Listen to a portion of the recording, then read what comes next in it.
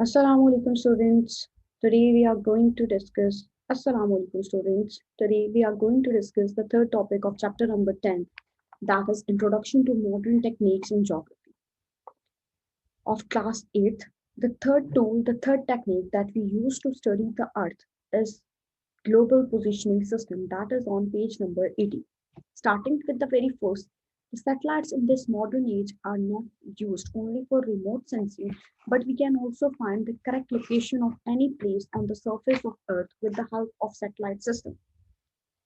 Satellites जो use की जाती है, लास्ट के वीडियो में हमने डिस्कस किया था कि जो सैटेलाइट्स होती है वो गवर्नमेंट के अंडर होती है, जो पूरे ऑर्बिट्स होते हैं।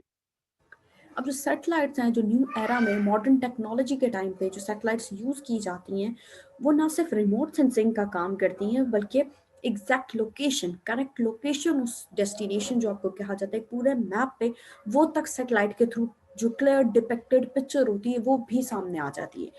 रिमोट सेंसिंग क्या होता है? रिमोट सेंसिंग होती है एक ऐसी टेक्नोलॉजी, एक ऐसा टूल जिसके ज़रिए हम मेजर कर रहे हैं, डिटेक्ट कर रहे हैं, एनालाइज कर रहे हैं कैरेक्टर्स को सामने विजुअलाइजेशन हो रही है, देख रहे हैं कि आखिर वो किस किस्म के कैरेक्टर्स हैं।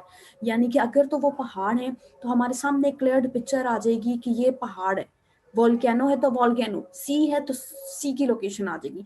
यानी कि जो रिमोट सेंसिंग सैटेलाइट्स के थ्रू अभी ना सिर्फ हमारे पास डेस्टिनेशन बता रही है, हमें एग्जैक्ट लोकेशन के साथ साथ हमें क्लियर कट डिपिक्टेड पिक्चर भी सामने आ जाती है।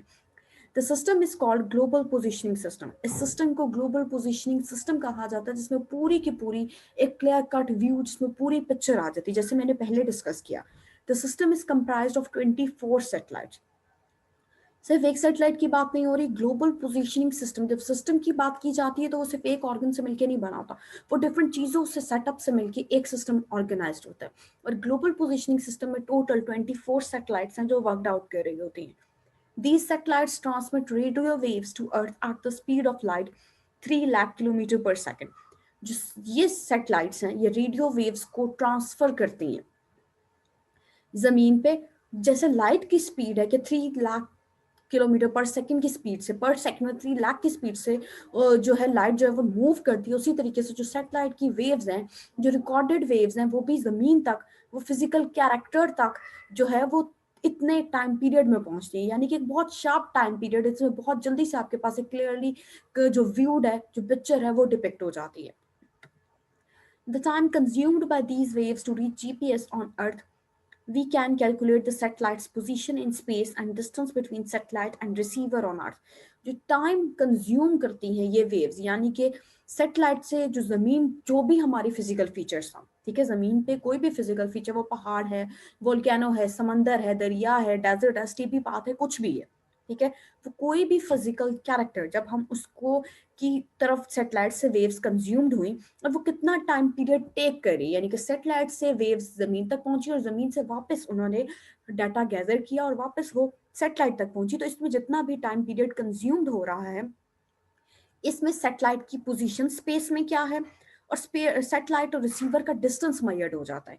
यानी कि जब हमारे पास एक एग्जैक्ट लोकेशन आती है कि इतने टाइम पीरियड में सेटेलाइट से वेव्स जमीन तक वोल्केनो को मेजर कर रही हैं, तो इसका मतलब है वोल्केनो और सेटेलाइट के दरमियान का जो डिफरेंस है, जो फासला है, वो उतना है जितना वेव्स ने कवर्ड किया है। When the position and distance to the satellite are known, the position of receiver is calculated as the point of intersection between the rotation circle around the satellites. जब हमें पोजीशन पता चल जाती है, यानी कि जब हमें ये क्लैरिफाई हो गया कि स्पेस में सैटेलाइट की एग्जैक्ट पोजीशन क्या है और उसका डिस्टेंस जमीन के साथ, उस फिजिकल फीचर के साथ क्या है, तो हमारे पास रिसीवर की कैलकुलेटेड जो ऑब्जर्वेशंस आती हैं वो हमारे पास रोटेट फॉर्म में आ जाती है। यानी कि जब हमारे पास लोकेशन आ गई तो हम उसे सर्कल्ड पॉइंट में कर लेते हैं कि यहाँ से लेकर यहाँ तक हमारी सैटेलाइट और जमीन के इस फीचर का डिफरेंस है, फासला है। The GPS tools how the location, latitude, longitude and height above sea level on GPS screen. जो जीपीएस टूल्स, यानी कि ग्लोबल पोजीशनिंग सिस्टम, जिसमें आपकी 24 सैटेलाइट्स टोटल काम कर रही हैं, इस टूल का काम ये है कि ये ना सिर्फ लोकेशन को बताएगा, यानी कि आपके एग्जैक्टली फिगर आउट करेगा कि आखिर इसके इस वोल्केनो के इर्द गिर्द समंदर है, ट्रीबी पाथ है, डेजर्ट है, क्या है। लैटिट्यूड बताएगा कितना फासला है, यानी कि लंबाई में, और लॉन्गिट्यूडनल वे बताएगा कि उसकी डायरेक्शनल ईस्ट साइड पे है, वेस्ट पे है, साउथ पे है या फिर नॉर्दर्न एरियाज में, और हाइट कितनी है, यानी कि समंदर से अबव उस एरिया की हाइट कितनी है, ये सब हमें जीपीएस सिस्टम पे लोकेट हो जाता है।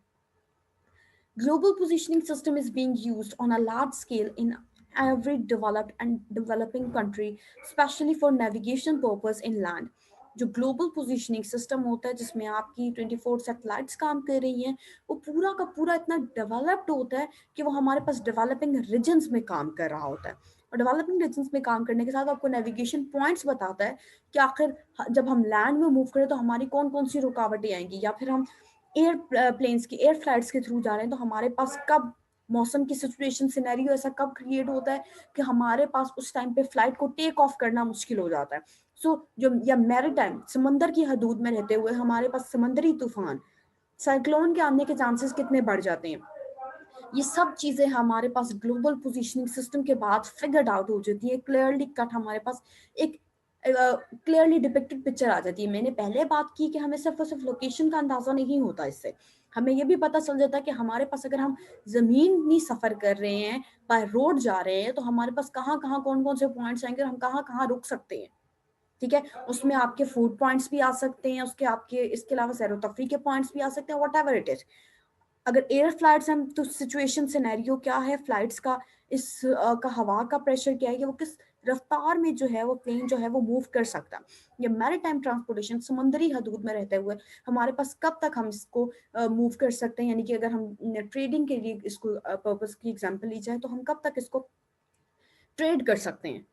क्योंकि तूफान आता है, जिससे हमने साइक्लोन में पढ़ा था कि वो उसकी डिपिक्टेड पिक्चर नहीं होती, ये नहीं होता कि वो क्लियरली डिपिक्टेड पिक्चर होती है कि साइक्लोन कब आ रहा है। ठीक है, वो एकदम वेव्स हैं, उनमें जो है वेव्स हैं, उनकी रेडिएशन बढ़ गई, उन वेव्स ने आपस में जो अट्रैक्टेड पॉइंट्स हैं उनके बढ़ने की वजह से साइक्लोन समुद्री तूफान कॉस्ट होता है। तो ये प्री प्लान नहीं होता कि फलां डेट पे फलां वक्त पे आएगा। सो ये जो पूरा सिनेरियो है, ये पूरा जीपीएस सिस्टम जो हमारा ग्लोबल पोजीशनिंग सिस्टम है, ये हमें आइडेंटिफाइड करता है। The system is also very much helpful in tourism for detecting location of places. ये जो पूरा सिस्टम है ये हमें लोकेशन, जैसे मैंने पहले कहा कि जब हम बाय रोड मूव कर रहे होते हैं तो हमारे पास फूड कोर्ट्स क्या हैं, या नज़दीक हमारे पास फूड पॉइंट्स क्या आते हैं, टूरिज्म की डेस्टिनेशन क्या आती है, या कुछ भी ऐसे लोकेटिव प्लेसेस जिनमें अगर हम मूव कर रहे हैं हमें नहीं पता कि हमारे एरिया से उस जगह तक वो रकबा या वो एरिया फासला कितना होगा, तो हमें ये सिस्टम इजीली करंटली ये बता देता है कि हम अपने मकसद से, हम अपने मंजिल से 2 किलोमीटर दूर है, 4 किलोमीटर दूर है, ये जितना भी है वो इस पूरे सिस्टम से आपको एलेबोरेटेड फॉर्म में मिल जाता है। जो सेकंड टॉपिक हमने डिस्कस करना है that is your right a note on computer modelling. Question भी मैंने डिस्कस कर दिया है, computer based models. Fourth technique हमारी कंप्यूटर बेस्ड मॉडल्स है। Computer models can easily produce a duplicate. Computer models जो हैं एक duplicate of internal process of any complex scientific method and display the result as well. Computer models किसी भी complex चीज को, कोई भी ऐसी पेचीदा चीज जो मुश्किल से मुश्किल तरीन चीज हो, मॉडल्स ऐसे होते हैं, कंप्यूटर टेक्निक्स ऐसी होती हैं कि वो उस प्रॉब्लम को, कम्प्लेक्स मैटर को भी सिंपल फॉर्म में ले आते हैं। मशीन है ना, उसका काम है कि कम्प्लेक्स चीज को भी सिंपलेस्ट फॉर्म में लेके आना। इसकी पर्टिकुलर डेफिनेशन ये है कि प्रैक्टिकल मेथड और a way designed with the help of computer technology to perform specific task.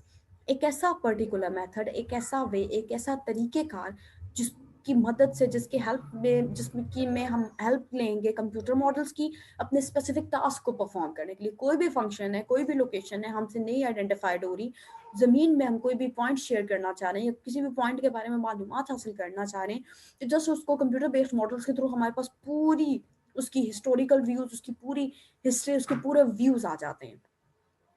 Computer modelling is a science, a technique और a workable idea by which answers to different scientific methods are seeked. Computer modelling एक ऐसा scientific, एक ऐसी technique, एक ऐसा process होते हैं जिसके थ्रू हमें हमारी मुश्किल से मुश्किल सवाल का भी जवाब मिल जाता है। कि क्या कॉन्सिक्वेंसेज होंगे, कहाँ तक हमारी डेस्टिनेशन है, कितनी दूर है, ये तमाम आंसर्स जो है हमें बहुत क्लियरली हमारे सामने आ जाते हैं।